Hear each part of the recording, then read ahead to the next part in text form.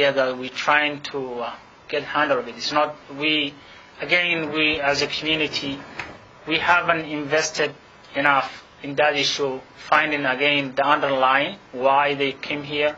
I mean, we know why many Somali, including me, we came here. We came opportunity. There's so many opportunities that Alberta and Edmonton offer us. So that's not the issue. But the other issue is why so many of them in this segment is end up this in. That's something beyond our capacity, and that's something that we invest in. For example, last 2 years, Somali community invested so much by engaging the youth and preventing. So every program that community provided as a community, as our community, or even the public institution who engage with the community is toward the youth. That's how we are trying to do that. That's where we invested our resources. But at the same time, the thing is still going on. So right now, what we're saying is, let's find out. That's why I was talking some of our MLA, maybe we should, and with the community, maybe we should invest in that way and communicate with the public, because it's not only our communities who want to find out why underlying. We know half of it, and we were saying that is that when you have,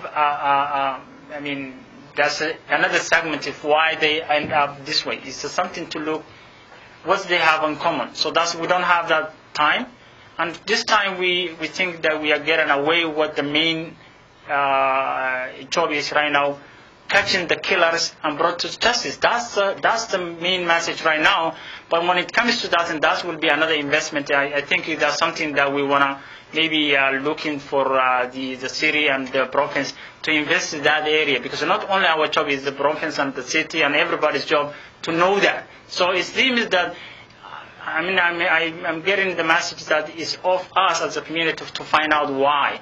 And I just think that some people feel that the community is in denial about the criminal element. And this is not to paint the whole community with that picture, but these victims, not all of them, but some of them. And some people feel that the community is in denial about this. I don't think so. Anybody deny that. I'm denying. For us, those people, when we're talking to you, for respect for the family, we don't want to talk about it. That's not denial. We're not denying that this is the issue. But what I'm saying to you is maybe we didn't speak. Again, when the people are frustrated and you stick in the microphone in the face, they will say that. And that's a defense, that's a mechanism. But if you really want to understand it, you have to admit that there is a problem. There is a problem. We need help. We need help for anybody, whether it's the media, whether it's the community at large, whether it's our elected officials, everybody.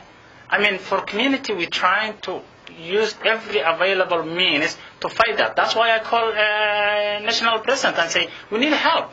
One, we want to communicate with the public and share with the information that we have. Secondly, we want to focus someone, and right now we are working with the police to focus on how can we get the information that police needed from our community or other public. So those are the things. So you see what I mean? There's no denial. Not because I don't talk about it. It doesn't mean I deny it. I already admit that. That's why I have to be here. So element of the people, but the thing that is different the last one is actually different, because this happened, he was within the community, he was broad daylight.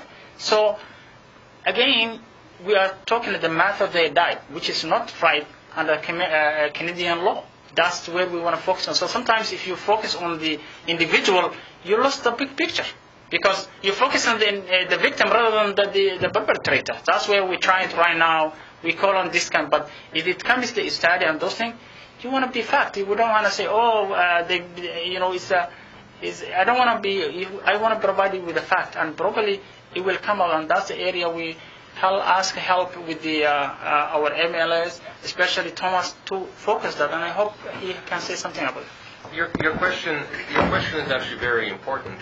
Why is it happening in Somali community? And you're asking about the statistics. Do they have more murders per capita than your average population? And I don't know the statistics, but I would venture to guess that out of 10,000, 12 murders in 3 years seems to be a very high statistic. But this is not a new phenomenon to Canada. So, which means that this is not a Somali phenomena. What it is you find where you have a new wave of immigration from what I refer to as a non-traditional source, where there isn't already a welcoming group of immigrants from that very same part of the world here awaiting them and welcoming them to Canada. You find that these new groups, who in essence become pioneers, find themselves for a certain period of time in a rather tough position. And go back to 1975 when we had a very large wave of Asian immigrants. You know that there was a wave of crime that came along with it, and now these communities are some of the better contributors in our society, and we no longer talk about associate that community with crime. We tend to associate them with good things now. So this is not uncommon. When you have a wave of non-traditional immigrants coming to a country where they're forging their own ways, where parents often are working 2 or 3 jobs, very often working at night, cleaning offices, doing all the menial type of work just to be able to provide food for the family and pay rent, where they can't communicate with teachers, where they don't understand the way we do things because there has been no one here to show them. You will find that these immigrants, and particularly their children, often will find themselves in situations that other immigrants from traditional sources don't, because they have role models and they have a hosting community. So it would be unfair to say that this is something very peculiar to being Somali, but it is peculiar to being a new wave of immigrants, definitely, and that's something that we do have experience with as governments from coast to coast, and it's something that we're working on. So in the case of the Somali community here, one of the things we as government want to make sure that they feel welcome over here, that there is a welcoming community. Hence, this center exists, which has been co-funded by both city and province. The African Center exists. Homework clubs exist. Recently, government of Alberta has hired a full-time position in Edmonton Public School Board for a liaison between the parents, children, and educators, so they can understand each other and become part of the educational process of their children. So this is not uncommon, and it's something that we will work through. And I may not be around, hopefully not in this position then, but I bet you right now that 15 years from now, you will not be affiliating the Somali community with crime. You will be affiliating them with becoming doctors and engineers and inventing something in Canada for the betterment of our whole community. But there will be another group of immigrants that will come in and will go through the same process. It's a process that new groups go through, and our job as elected officials, as law enforcement officers, as justice, is to make sure that we assist them, not only catch the bad guys, but assist them in making sure that bad guys don't come about in the first place, and that's what we're working on.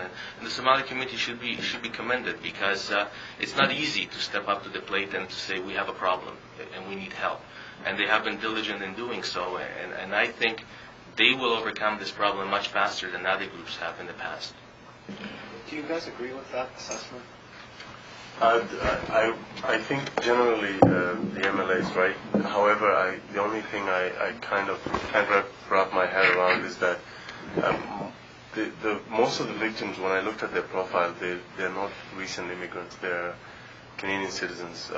They may be from Ontario, but they have never really known any other society other than Canada. However, the description of the parents and the struggles that they have to